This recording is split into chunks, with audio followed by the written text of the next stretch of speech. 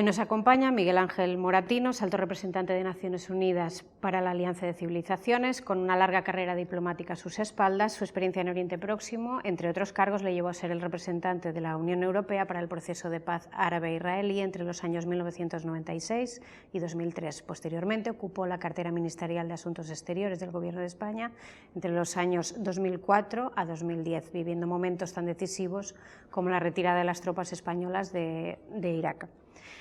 Aunque se ha retirado recientemente de la carrera diplomática, sigue el pulso de las relaciones internacionales desde su cargo en Naciones Unidas ahora mismo desde el año 2019. Bienvenido y muchas gracias por atendernos.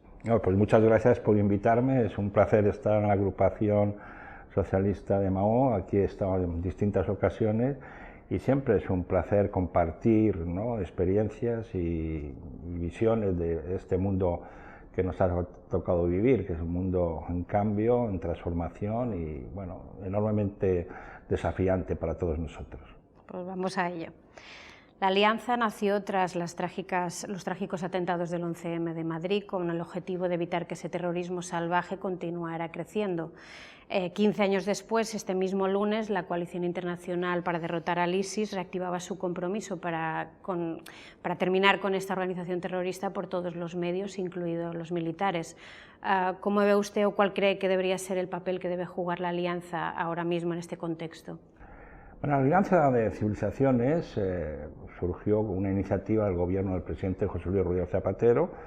Me correspondió a mí como ministro de Asuntos Exteriores conceptualizarla, desarrollarla, y precisamente fue una respuesta al atentado terrorista que sufrió España en marzo de 2004. Y precisamente la pregunta que nos hicimos con el presidente del gobierno en aquel momento era que, aunque había que desarrollar una estrategia global antiterrorista utilizando los medios de inteligencia, medios de seguridad, medios militares incluidos, era necesario ir un paso más. Había que cambiar los corazones y las mentes de esos ciudadanos, de esos fanáticos que nos odian, entre comillas, que quieren terrorizarnos, que quieren destruirnos, que quieren aniquilarnos, y que para ello pues había que ir a la raíz de los problemas. De ahí surgió la iniciativa de la Alianza de Civilizaciones y de ahí obtuvo esa primera acogida muy favorable, casi unánime por parte de la comunidad internacional. ¿Qué ha ocurrido y qué ha demostrado la caída de Kabul y esta crisis de Afganistán? ¿Por qué ha fracasado, entre comillas, colectivamente Occidente frente a esa amenaza terrorista de los islamistas fanáticos, ya sea talibanes, de las distintas franquicias que se han ido sucediendo en el mundo islámico radical? Pues que muchas de las propuestas de la Alianza que buscan lo que denominamos en diplomacia, la diplomacia blanda, es decir, programas de formación, de educación, de prevención, se han desarrollado de manera muy tímida. Y que en cambio la fuerza, la intervención militar, la voluntad de erradicar el terrorismo a través de imposiciones, pues no ha dado resultados. La prueba es que si hacemos un análisis que han hecho los propios norteamericanos en su informe del fiscal de inspección para evaluar lo que han sido 20 años en la reconstrucción de Afganistán, de esos, los americanos hablan trillones, 2 trillones de gastos, 984.000 millones de dólares gastados en Afganistán, pues prácticamente el 85% se ha dedicado a esfuerzo militar. Y de los 130.000, es decir, de los 816 millones en lo que ha costado la operación militar, pero los 130 restantes, 83 millones han ido para formar a la seguridad y a los órganos de seguridad Afganistán, y 15 millones para luchar contra la droga, y solo 2 millones, es decir, un 2% para construir hospitales, para construir escuelas, para proyectar planes de desarrollo agrícola, etcétera. En definitiva, esa diplomacia blanda que promueve y predica la Alianza y que estamos ahora tratando de resucitar, impulsar, bajo el liderazgo del secretario general de Naciones Unidas, Antonio Guterres, y en mi caso como alto representante, es lo que hoy en día debería ser la respuesta más importante. No significa que tengamos que abandonar y bajar la guardia desde el punto de vista de seguridad, no, pero lo que no podemos es dedicar el 90% casi del esfuerzo en un esfuerzo militar y de seguridad y olvidarnos que los que combaten y los que no nos quieren, lo que hay que cambiarles es esa mentalidad. ¿Por qué nos odian? ¿Por qué quieren destruirnos?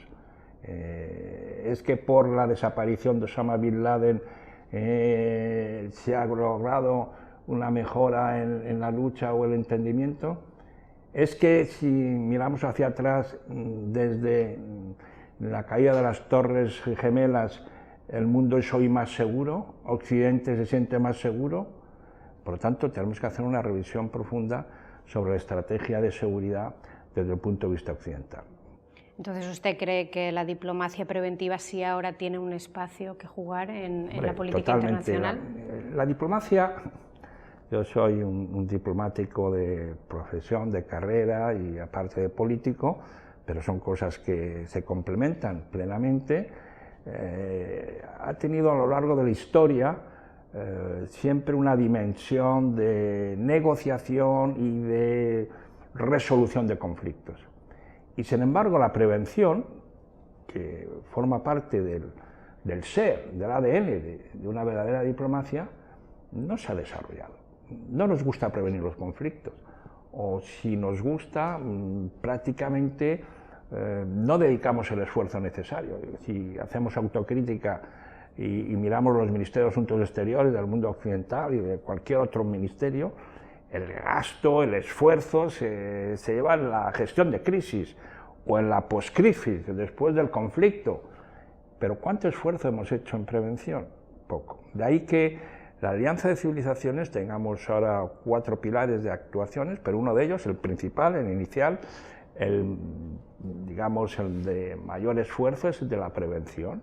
Y en esa prevención son programas para la juventud, programas educativos, programas para la mujer, programas para los medios de comunicación, programas para los temas migratorios, precisamente para prevenir el conflicto. Y eso es donde yo creo que en el siglo XXI ya somos mayorcitos, ya somos adultos, deberíamos dedicar más tiempo y más esfuerzos y más recursos en esa diplomacia preventiva. Ahora que usted mencionaba la situación de Afganistán, ahora que se ha consumado ya la retirada de las tropas estadounidenses y de las fuerzas occidentales, ¿qué opina usted de las voces que abogan por no reconocer políticamente a los talibanes e incluso piden sanciones económicas? Bueno, el reconocimiento diplomático es algo muy complejo. O sea, un reconocimiento corresponde a cada Estado y gobierno en reconocer a un Estado o a una nación. Yo creo que es prematuro, y ya lo ha dicho el propio ministro de Asuntos Exteriores de España, José Manuel Álvarez, de manera muy clara. España no va a reconocer al gobierno de los talibanes, no se lo merecen, han dado un golpe militar y por lo tanto hay que empezar un diálogo, ver cómo se comportan, ver cómo responden, cómo adoptan la normativa internacional. Y entonces, una vez que se conste que quieren participar en el concierto de naciones, que quieren jugar y respetar la legalidad internacional, pues entonces se estará abierto para plantearse la pregunta de un reconocimiento. Pero mientras tanto, lo que hace falta es no entrar en ese reconocimiento, como ha hecho bien el gobierno de España, y al mismo tiempo, bueno, una cosa es no reconocer y otra cosa es no mantener un diálogo. Tenemos que tener un canal de comunicación. La diplomacia no se ha inventado para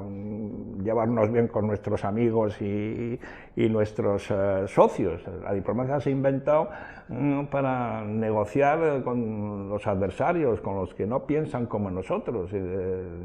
Nunca a lo largo de la historia de la humanidad la diplomacia se ha pensado que es un paseo de rosas. No, hay que ir y ensuciarse las manos. Y en este caso, pues bueno, nos toca al mundo occidental, en este caso, pues ver hasta qué punto, cómo se puede influir, cómo se pueden mantener los derechos y la evolución positiva que se logró en estos 20 años, cómo se protegen los derechos de la mujer, cómo se protegen los derechos humanos, cómo vamos a ir manteniendo unas pasarelas para que esa sociedad no caiga en, digamos, en desastre y en la desesperanza, y a partir de ahí pues ya se verá si se reconoce o no se reconoce. Y en cuanto a las sanciones económicas, ¿usted realmente cree que son efectivas o útiles como medida de presión o terminan siendo una medida más de castigo, para infligir un castigo más a la población? Las sanciones es un instrumento diplomático y es mejor sancionar que no ir a la guerra o no declarar un conflicto. Indudablemente es una medida anterior, ¿no?, a una utilización de la fuerza, ¿no?, para conseguir un resultado político-diplomático.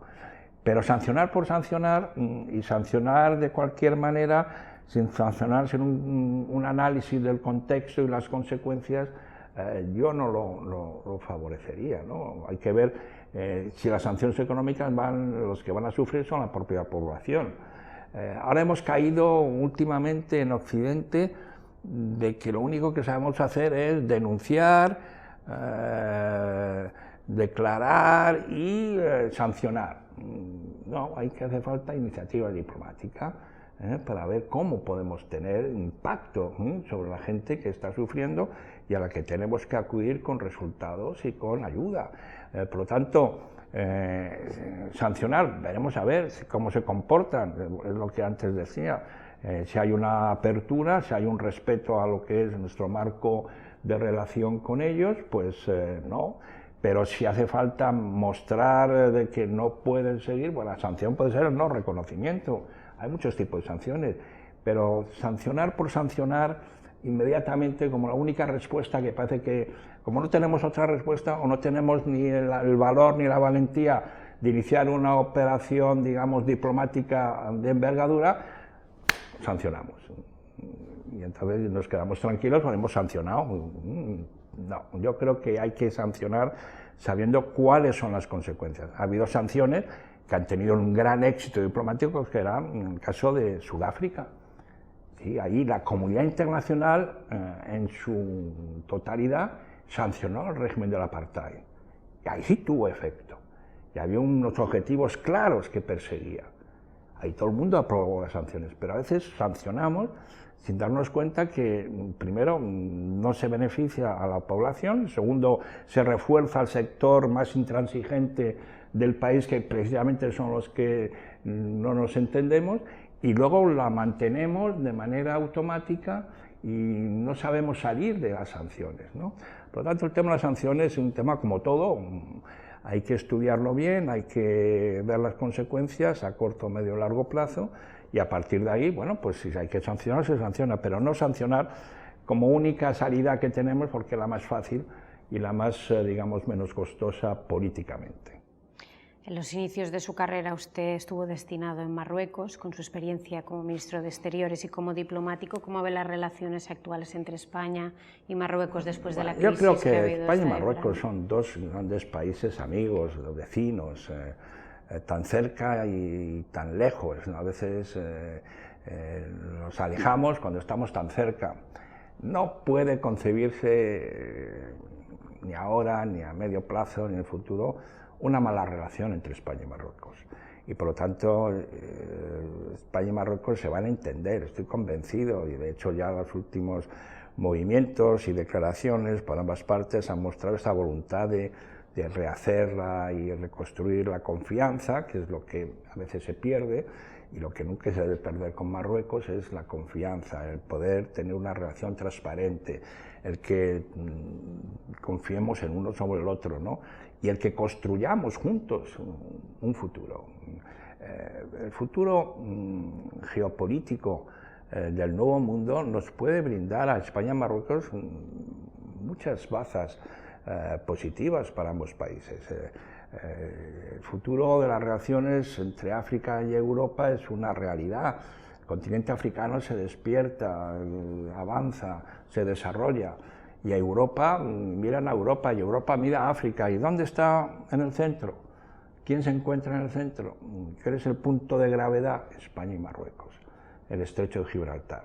Por lo tanto, el centro de gravedad del futuro geopolítico entre Europa y África, que va a ser el gran futuro para todos nosotros, porque el este bueno, ese es nuestro habitual vecino oriental, pero en el futuro, si vemos geopolíticamente con lo que debe hacer Europa, es África.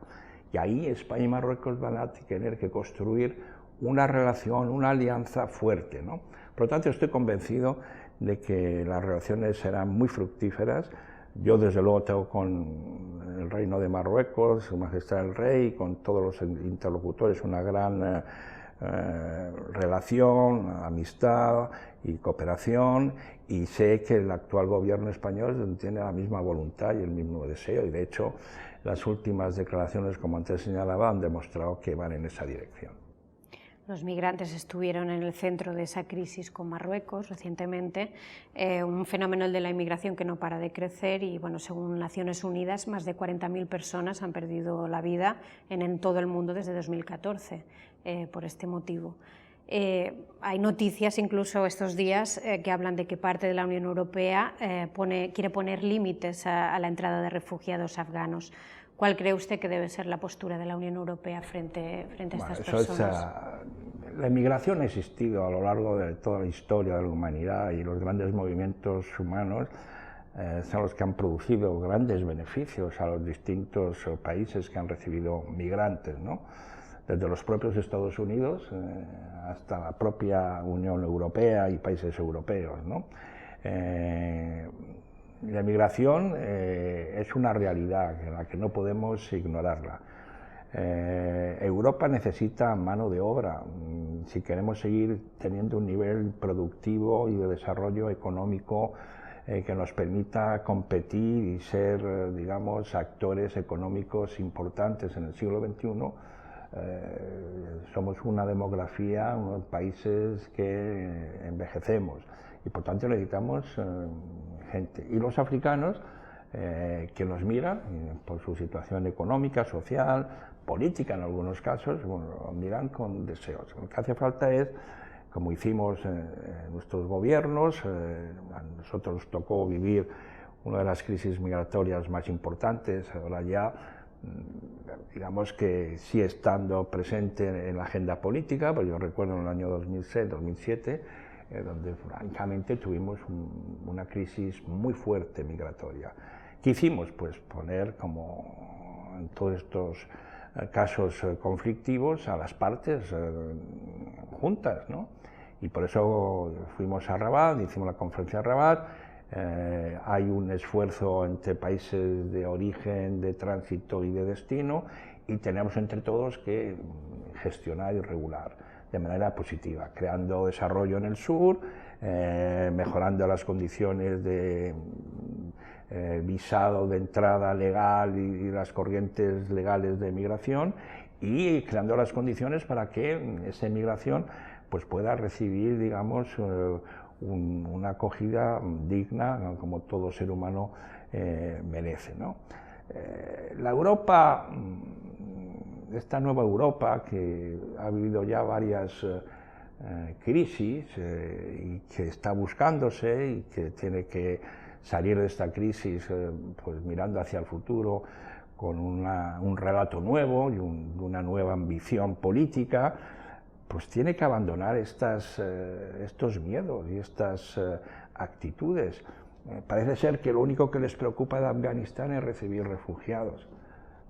¿Dónde está Europa?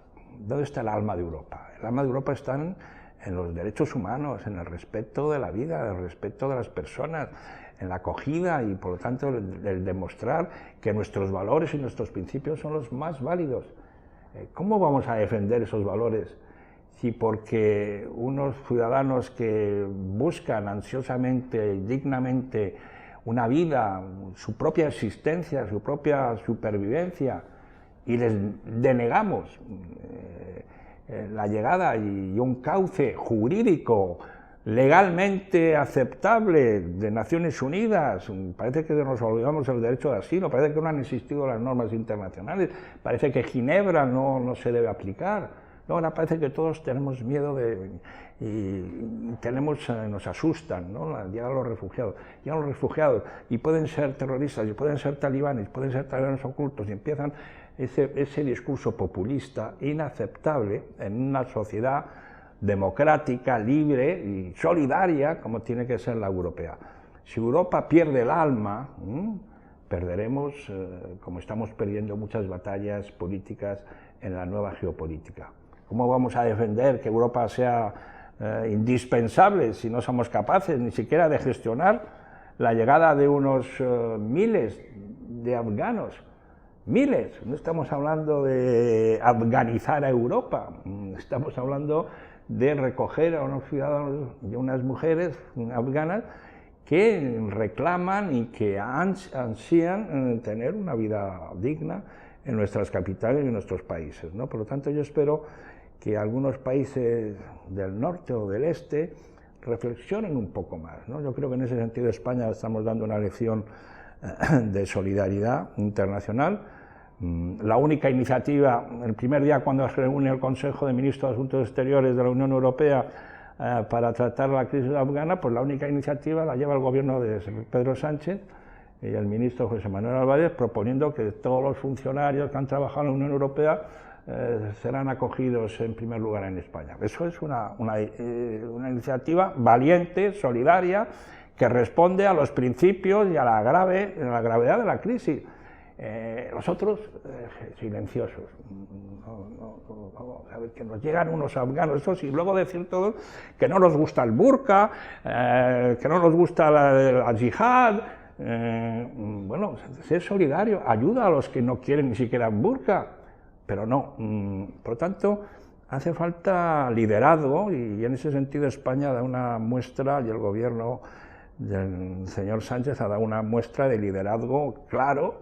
Y de hecho, por eso vino el presidente del Consejo Europeo y la presidenta de la Comisión Europea a Torrejón Ardoz a recibir a los primeros afganos que llegaban y que habían dejado su trabajo y sus servicios en favor de la Unión Europea.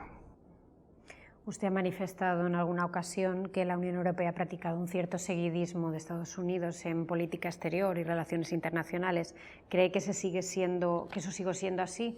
¿O tras la era Trump ha cambiado?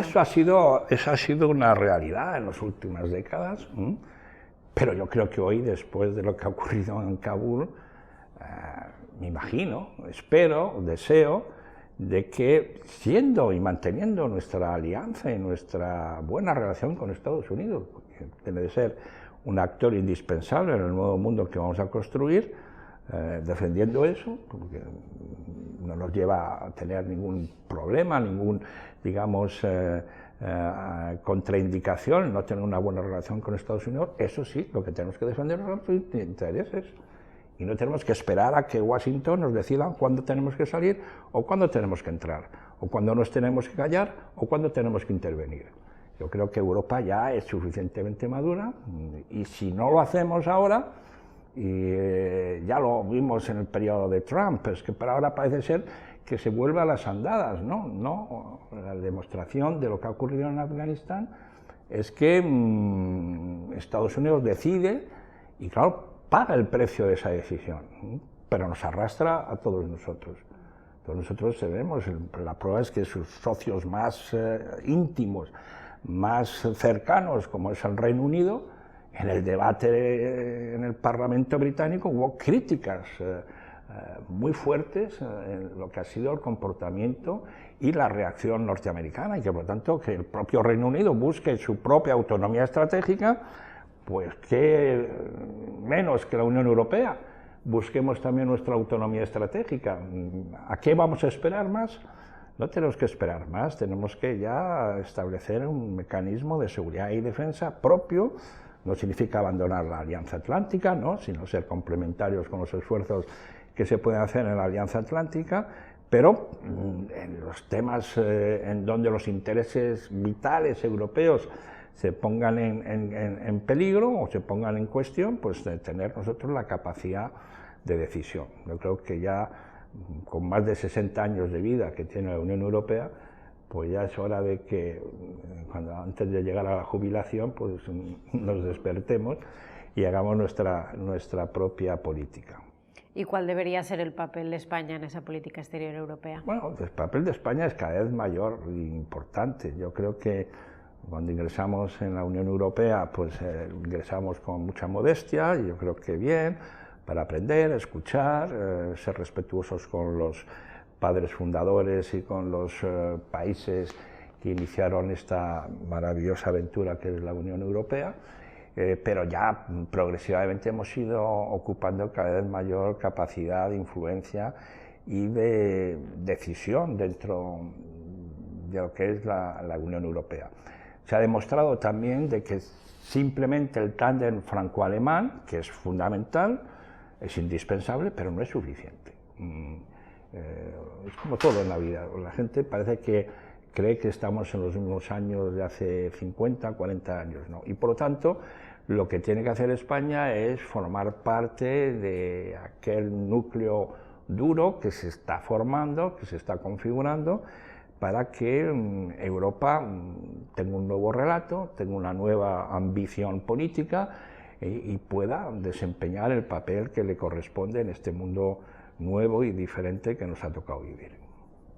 Usted comentaba antes la importancia del diálogo, que precisamente ha sido uno de los ejes principales de las Trobades Camus 2021, de las que usted es promotor.